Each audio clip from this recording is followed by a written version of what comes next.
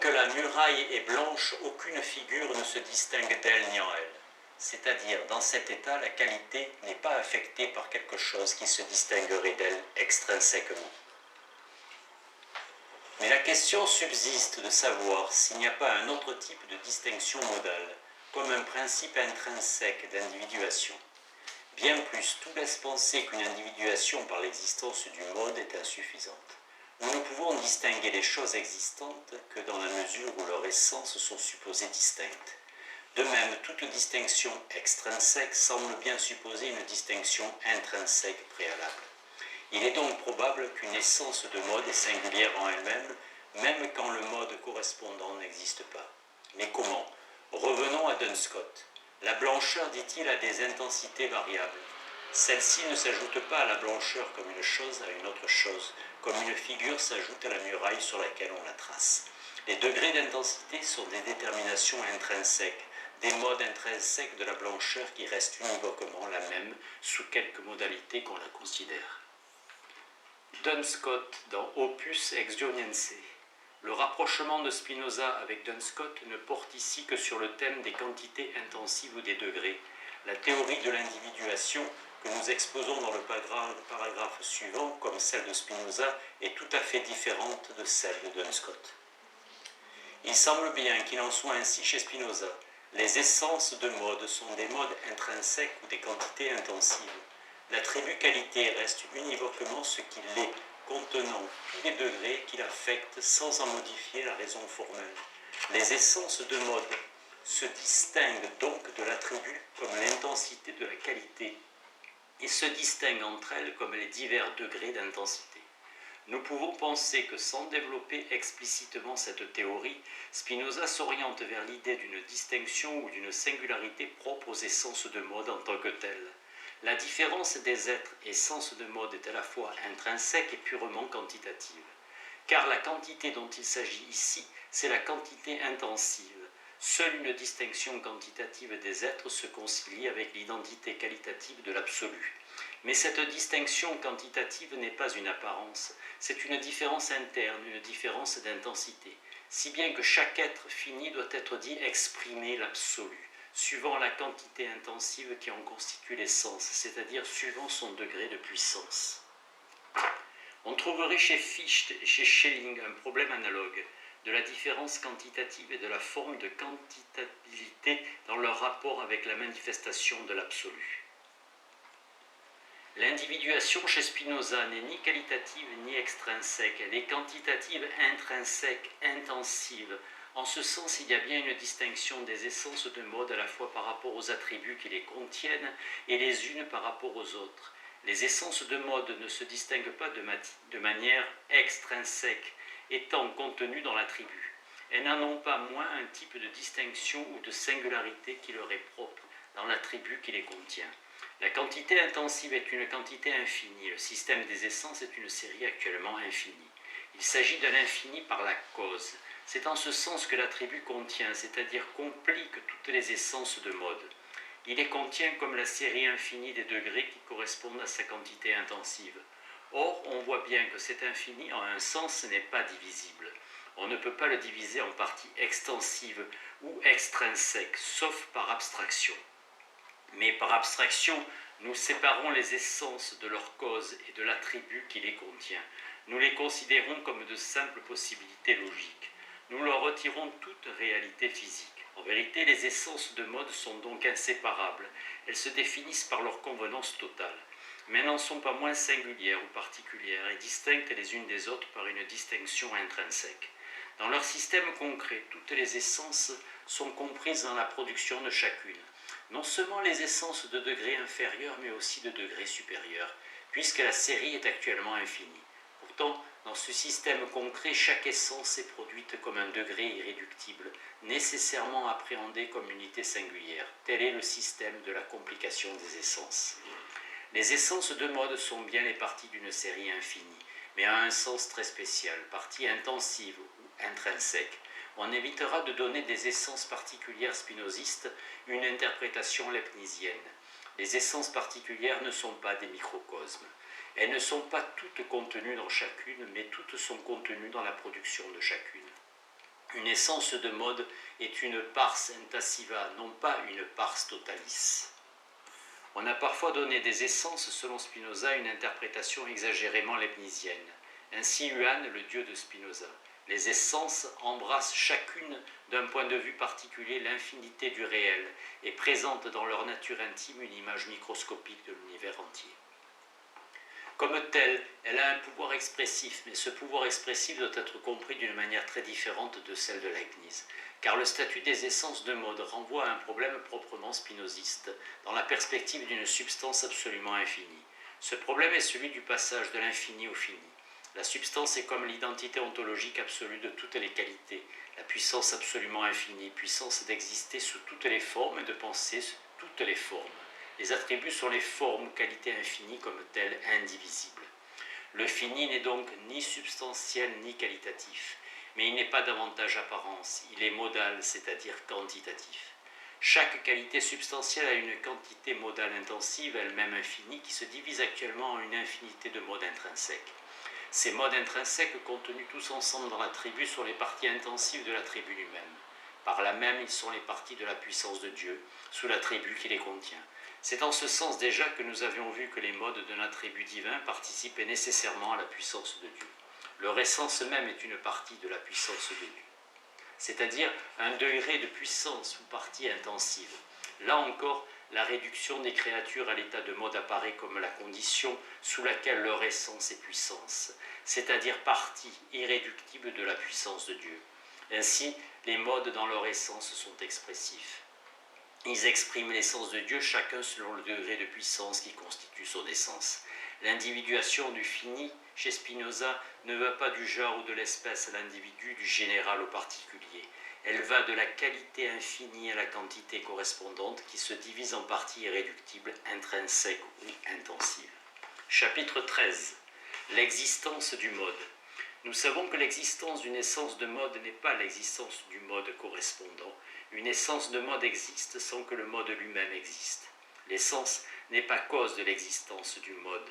L'existence du mode a donc pour cause un autre mode lui-même existant.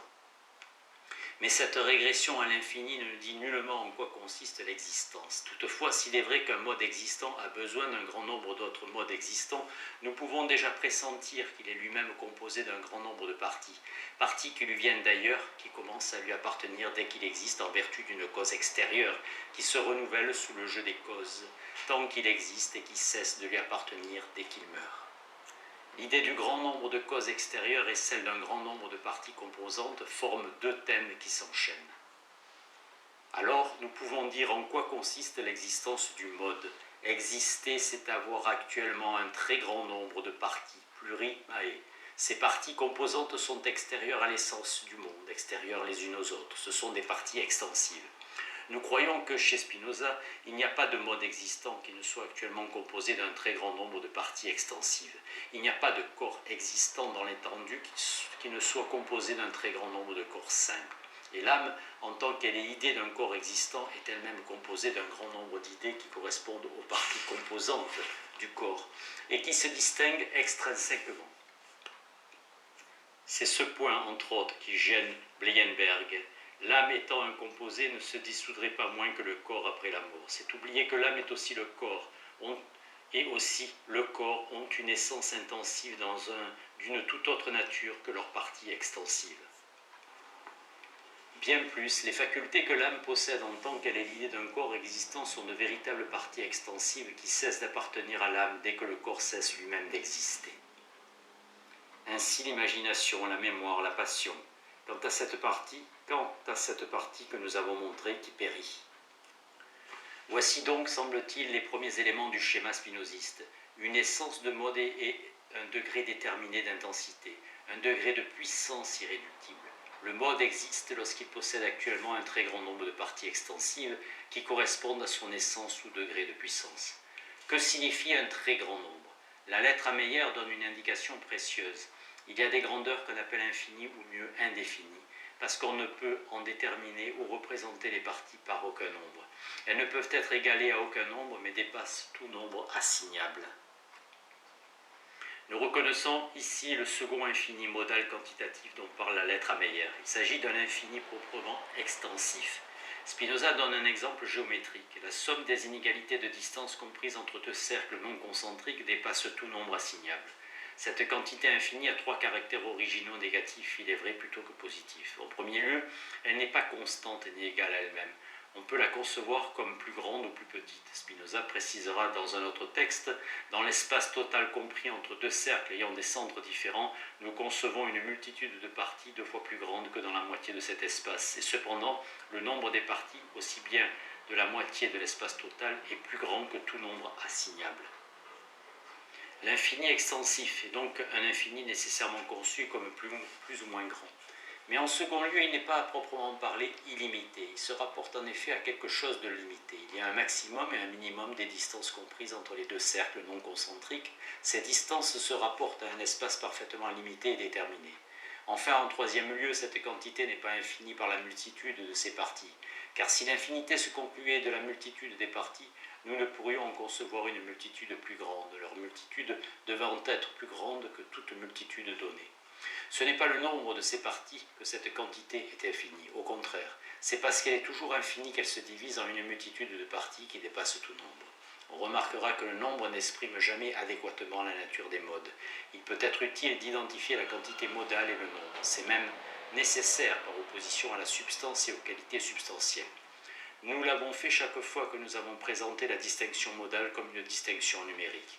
Mais en vérité, le nombre n'est qu'une manière d'imaginer la quantité ou d'une façon de penser abstraitement les modes. Les modes, en tant qu'ils découlent de la substance et des attributs, sont autre chose que des fantômes de l'imagination, autre chose aussi que des êtres de réseau. Leur être est quantitatif, non pas numérique à proprement parler.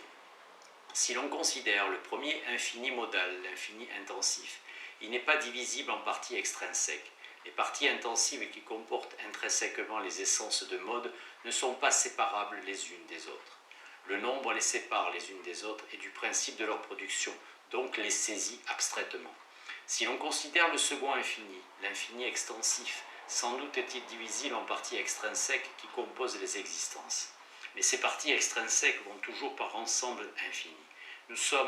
Leur somme dépasse toujours tout nombre assignable. Quand nous les expliquons par le nombre, nous laissons échapper l'être réel des modes existants. Nous ne saisissons que des fictions. La lettre à Meyer, entre autres choses, expose donc le cas spécial de l'infini modal extensif, variable et divisible. Cette exposition est importante en elle-même. Leibniz, à ce propos, félicitait Spinoza d'avoir été plus loin que beaucoup de mathématiciens.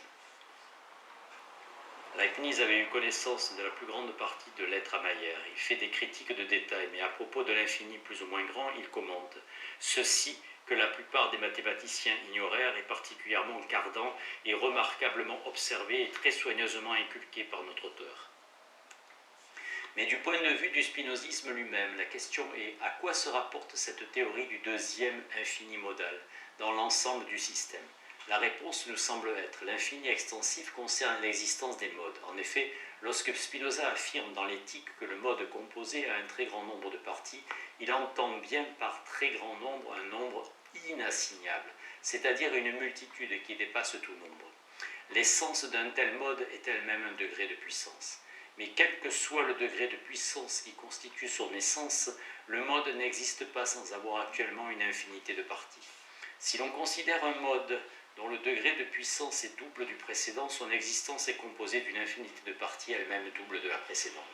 À la limite, il y a une infinité d'ensembles infinis, un ensemble de tous les ensembles qui est comme l'ensemble de toutes les choses existantes, simultanées et successives.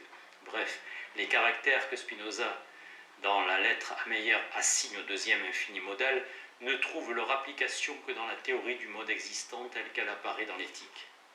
Et là, ils trouvent leur pleine application. C'est le mode existant qui a une infinité de parties, un très grand nombre. C'est son essence ou degré de puissance qui forme toujours une limite, un maximum et un minimum. C'est l'ensemble des modes existants non seulement simultanés mais successifs qui constituent le plus grand infini, lui-même divisible en infini plus ou moins grand. L'exemple géométrique de la lettre à Meyer, somme des inégalités de distance comprises entre deux cercles, n'est pas de même nature que celui de l'éthique, ensemble des côtés d'angle droit compris dans un cercle. Dans le premier cas, il s'agit d'illustrer l'état des modes existants dont les parties forment des infinis plus ou moins grands. L'ensemble de tous ces infinis correspondent à la figure de l'univers. C'est pourquoi la lettre Ameyer assimile la somme des inégalités de distance à la somme des variations de la matière. Mais dans le second cas, celui de l'éthique, il s'agit d'illustrer l'état des essences de mode telles qu'elles sont contenues dans l'attribut. Encore faudrait-il savoir d'où viennent ces parties extensives et en quoi elles consistent. Ce ne sont pas des atomes. Non seulement les atomes impliquent le vide, mais une infinité d'atomes ne pourrait pas se rapporter à quelque chose de limité. Ce ne sont pas non plus les termes virtuels d'une divisibilité à l'infini. Ceux-ci ne pourraient pas former des infinis plus ou moins grands. De l'hypothèse de l'infinie divisibilité à celle des atomes, on tombe de Charybde en Scylla. En vérité, les ultimes parties extensives sont les parties infiniment petites actuellement d'un infini lui-même actuel. La position d'un infini actuel dans la nature n'est pas moins d'importance chez Spinoza que chez Leibniz. Il n'y a aucune contradiction entre l'idée de partie ultime absolument simple et le principe d'une division infinie, pour peu que cette division soit actuellement infinie. Nous ne comprenons pas pourquoi Rivaux, dans son étude sur la physique de Spinoza, voyait ici une contradiction. Comment, dans une étendue où la division actuelle est infinie, parler de corps très simples? De tels corps ne peuvent être réels qu'au regard de notre perception. Il n'y aurait contradiction qu'entre l'idée du corps simple et le principe d'une divisibilité à l'infini.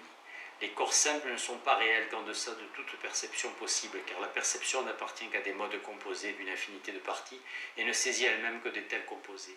Les parties simples ne sont pas perçues mais appréhendées par le raisonnement. Nous devons penser qu'un attribut n'a pas seulement une quantité intensive, mais une quantité extensive infinie. C'est une quantité extensive qui est actuellement divisée en une infinité de parties extensives. Ces parties sont des parties extrinsèques, agissant du dehors les unes sur les autres et se distinguant du dehors. Tout ensemble et sous tout leur rapport, elles forment un univers infiniment changeant correspondant à la toute-puissance de Dieu. Mais sous tel ou tel rapport déterminé, elles forment des ensembles infinis plus ou moins grands, qui correspondent à tel ou tel degré de puissance, c'est-à-dire à telle ou telle essence de mode. Elles vont toujours par infinité. Une infinité de parties correspondent toujours à un degré de puissance, si petit soit-il. L'ensemble de l'univers correspond à la puissance qui comprend tous les degrés. C'est en ce sens que nous devons comprendre l'analyse des modes de l'étendue. L'attribut étendu a une quantité extensive modale qui se divise actuellement en une infinité de corps simples. Ces corps simples sont des parties extrinsèques qui ne se distinguent les unes des autres et se rapportent les unes aux autres que par le mouvement et le repos. Mouvement et repos sont précisément la forme de la distinction extrinsèque et des rapports extérieurs entre les corps simples. Les corps simples sont déterminés du dehors au mouvement ou au repos, à l'infini, et se distinguent par le mouvement ou le repos auquel ils sont déterminés. Ils se groupent toujours par ensemble infini, chaque ensemble étant défini par un certain rapport de mouvement et de repos. C'est sous ce rapport qu'un ensemble infini correspond à telle essence de mode, c'est-à-dire à tel degré de puissance, donc constitue dans l'étendue l'existence du mode lui-même. Si l'on considère l'ensemble de tous les ensembles infinis sous tous les rapports, on a la somme de toutes les variations de la matière en mouvement, ou la figure de l'univers entier sous l'attribut étendu. Cette figure ou cette somme correspond à la toute-puissance de Dieu, en tant que celle-ci comprend tous les degrés de puissance, ou toutes les essences de mode dans ce même attribut de l'étendue. L'exposé de la physique apparaît en éthique 2, après la proposition 13. Pour éviter toute confusion, nos références à cet exposé sont précédées d'astérix. La théorie des corps simples occupe axiomes 1 et 2, lemme 1, 2 et 3, axiomes 1 et 2. Spinoza y insiste sur la détermination purement extrinsèque. Il est vrai qu'il parle de la nature du corps au niveau des corps simples, mais la nature signifie seulement ici l'état précédent.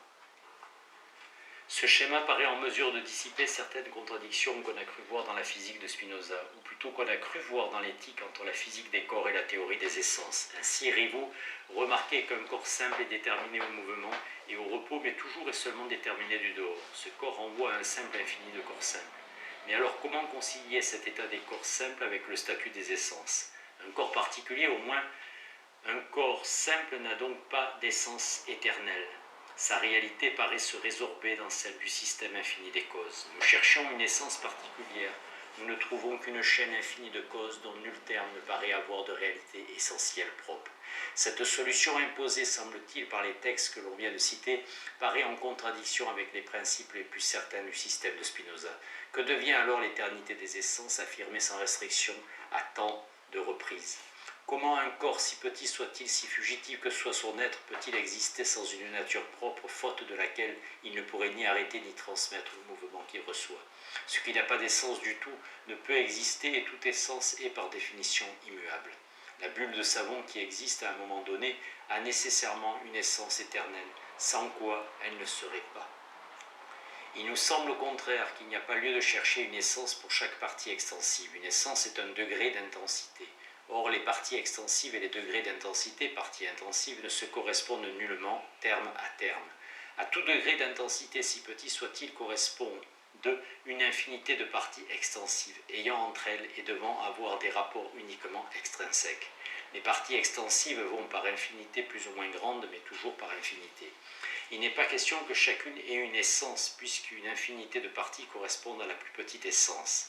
La bulle de savon a bien une essence, mais non pas chaque partie de l'ensemble infini qui la compose sous un certain rapport. En d'autres termes, chez Spinoza, il n'y a pas de mode existant qui ne soit actuellement composé à l'infini, quelle que soit son essence ou son degré de puissance. Spinoza dit que les modes composés ont un très grand nombre de parties, mais ce qu'il dit du mode composé, il faut l'entendre de tout mode existant, car il n'y a de mode existant que composé. Toute existence est par définition composée. Dès lors, dira-t-on que les parties simples extensives existent? Dira-t-on que les corps simples existent dans l'étendue? Si l'on veut dire qu'ils existent un par un ou par un nombre, l'absurdité est évidente. À strictement parler, les parties simples n'ont ni essence ni existence qui leur soit propre. Elles n'ont pas d'essence ou de nature interne. Elles se distinguent extrinsèquement les unes des autres, se rapportent extrinsèquement les unes aux autres. Elles n'ont pas d'existence propre, mais composent l'existence. Exister, c'est avoir actuellement une infinité de parties extensives. Par infinité plus ou moins grande, elles composent sous des rapports divers l'existence de modes dont l'essence est d'un degré plus ou moins grand. Non seulement la physique de Spinoza, mais le spinozisme tout entier deviennent inintelligibles si l'on ne distingue pas ce qui revient aux essences, ce qui revient aux existences et le type de leur correspondance qui n'est nullement terme à terme. Nous avons des éléments pour répondre à la question. Comment une infinité de parties extensives compose-t-elle l'existence d'un mode? Par exemple, un mode existe dans l'étendue lorsqu'une infinité de corps simples lui appartiennent actuellement, qui correspondent à son essence. Mais comment peuvent-elles correspondre à son essence ou lui appartenir? Depuis le court traité, la réponse de Spinoza est constante, sous un certain rapport de mouvement et de repos. Tel mode vient à exister, il passe à l'existence quand une infinité de parties extensives entre sous tel rapport. Il continue d'exister tant que ce rapport est effectué. C'est donc sous des rapports gradués que les parties extensives se groupent en ensembles variés correspondant à différents degrés de puissance.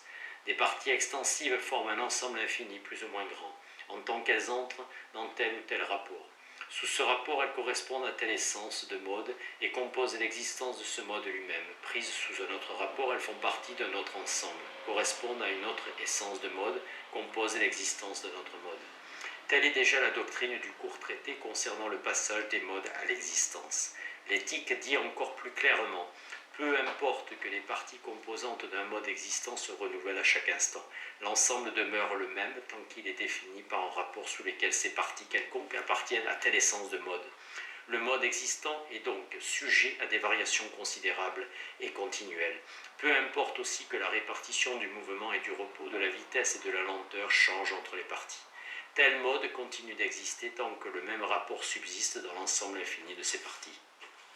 Il faut donc reconnaître qu'une essence de mode, degré de puissance, s'exprime éternellement dans un certain rapport gradué, mais le mode ne passe pas à l'existence avant qu'une infinité de parties extensives ne soit actuellement déterminée à entrer sous ce même rapport.